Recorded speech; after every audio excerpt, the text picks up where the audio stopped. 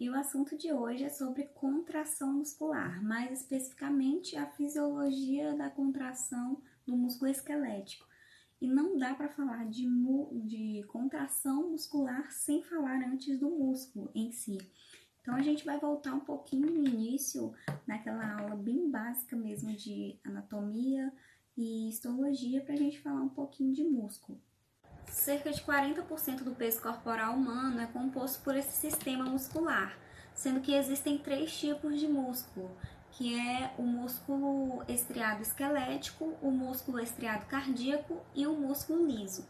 Dentre esses 3, somente o músculo estriado esquelético é um músculo voluntário, que causa contrações voluntárias. As células desse músculo estriado esquelético são chamadas de miócitos ou fibras musculares, onde por sua maioria se alongam de um extremo ao outro do músculo. No músculo estriado esquelético, essas fibras musculares são multinucleadas. A membrana celular ou a membrana dessas fibras musculares é chamada de sarcolema, enquanto o plasma dessas fibras musculares é chamado de sarcoplasma. Cada fibra muscular é composta por várias miofibrilas e cada miofibrila é composta por vários miofilamentos de actina e miosina. Esses miofilamentos de actina e miosina entrelaçados entre si formam o que a gente chama de sarcômero, que é a menor unidade funcional, unidade motora da fibra muscular. Voltando um pouquinho para a estrutura, cada fibra muscular é envolvida por um tecido conjuntivo chamado de endomício. Assim, várias fibras musculares que são envolvidas por endomício ficam em conjunto, é chamado de feixe muscular. E esse feixe muscular novamente vai ser envolvido por outra camada de tecido conjuntivo, que é chamado de perimício. Vários feixes musculares em conjunto, novamente, que vão formar o músculo funcional, vai ser envolvido novamente por outra camada de tecido conjuntivo, que é chamada de epimício. A junção desse epimício, perimício e endomício, além do sarcolema das fibras musculares, é o que formam os tendões, que vão manter a junção do músculo ao osso. Voltando lá para as miofibrilas, como eu tinha falado antes para vocês, cada miofibrila ela é formada por miofilamentos de actina e miosina, por volta de 3.000 filamentos de actina e 1.500 filamentos de miosina. Esses filamentos de miosina também são chamados de filamentos espessos ou grossos, e os filamentos de actina são chamados de filamentos finos ou delgados. Na miofibrila, esses filamentos de actina e miosina interagem entre si e se entrelaçam. E é isso que dá a característica da miofibrila estar sempre alternando entre faixas claras e faixas escuras. As faixas claras representam unicamente os filamentos de actina e são chamadas bandas I, por serem isotrópicas à luz polarizada. Já as faixas escuras representam os filamentos de miosina, que estão sobrepostos pelas extremidades dos filamentos de actina e são chamadas de bandas A, por serem anisotrópicas à luz polarizada. Observem também que em cada extremo dessas faixas claras, que representam os filamentos de actina, tem uma linha mais escura que passa transversalmente. Essa linha é chamada de linha Z ou disco Z. É desse disco Z de onde saem os filamentos de actina longitudinalmente para se entrelaçarem com os filamentos de miosina. Essa linha Z, esse disco Z, também é o que delimita um sarcômero, que é a menor unidade motora da fibra muscular. Essa linha Z, ela também é formada por proteína filamentosa, porém ela difere dos filamentos de actina e miosina, porque ao invés de passar longitudinalmente, ela passa transversalmente de um lado ao outro da miofibrilha, conectando uma miofibrila à outra. E é isso o que dá a característica do tecido muscular estriado esquelético de ser estriado. O mantimento desses filamentos de actina e miosina um ao lado do outro é uma tarefa muito difícil, e para isso existe uma molécula, na verdade várias moléculas de proteínas, de uma proteína específica que é chamada titina. Essa molécula de proteína tem um peso molecular de 3 milhões, o que acaba fazendo dela a maior molécula de proteína do corpo humano.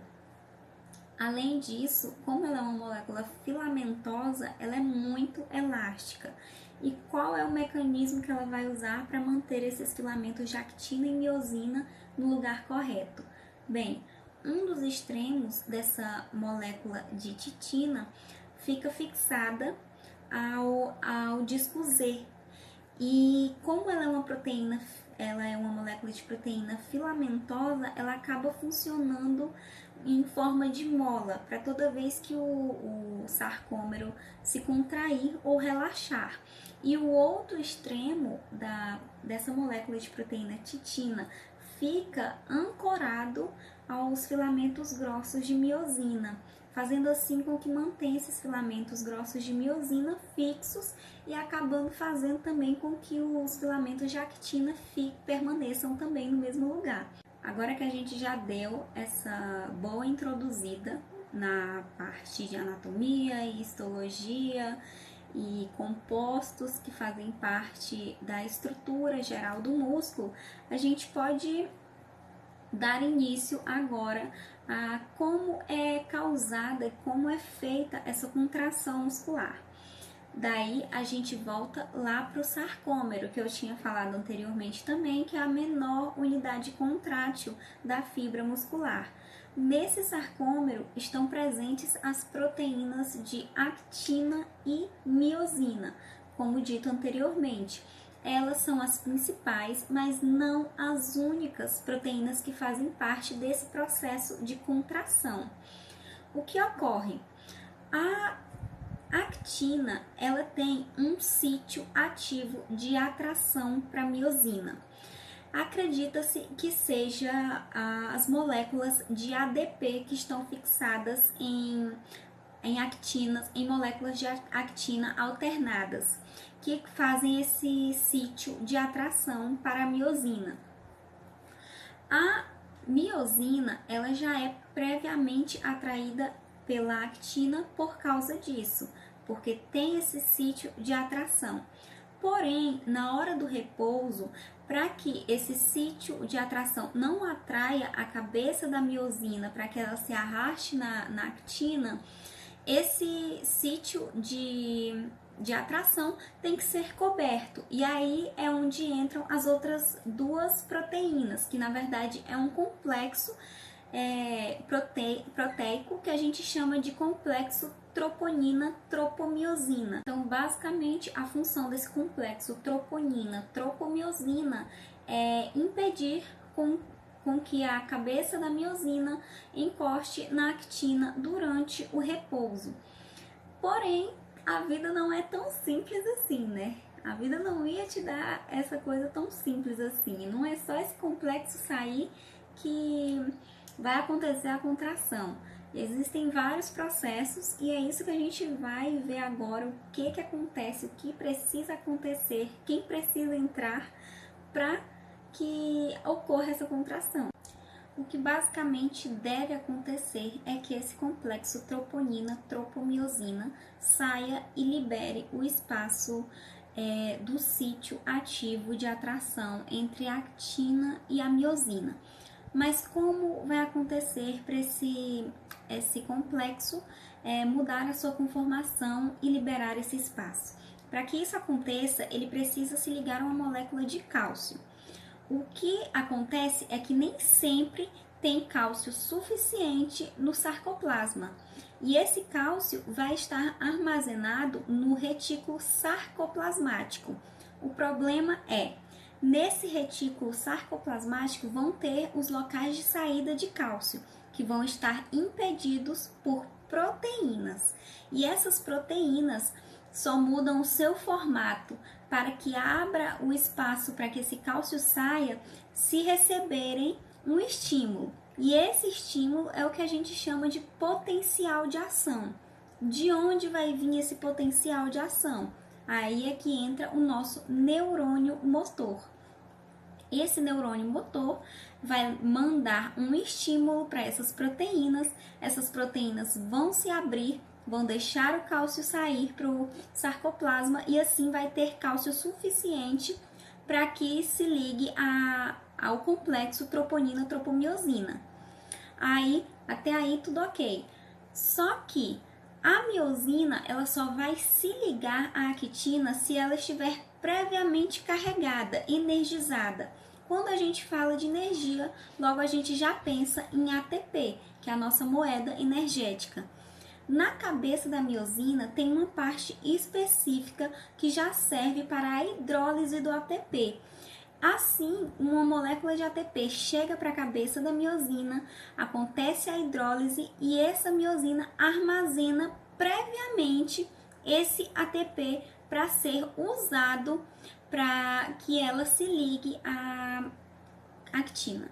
Assim, com a miosina já carregada e o complexo troponina-tropomiosina liberando espaço, a miosina já pode se ligar à actina e tracionar os filamentos de actina rumo ao centro, fazendo assim com que o sarcômero também se contraia.